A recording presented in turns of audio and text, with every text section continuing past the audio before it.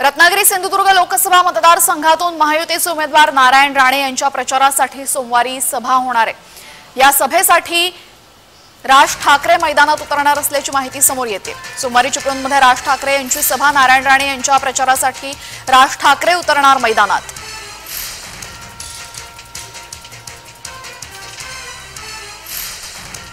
सिंधुदुर्ग रत्नागिरी लोकसभा मतदारसंघाचे उमेदवार नारायणजी राणे आज चिपळूण दौऱ्यावर आहेत।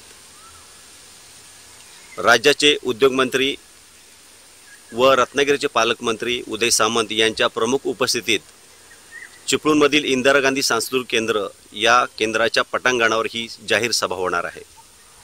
कालच उद्धव ठाकरे यांच्या उपस्थितीत रत्नागिरीमध्ये उबाटाची जाहीर सभा झाली आणि या उबाटा गटाच्या सभेमध्ये जाहीर नारायण राणेंवर आरोप करण्यात आलेले आहेत किंवा मग त्यांच्यावर ताशेरे ओढण्यात आलेले आहेत।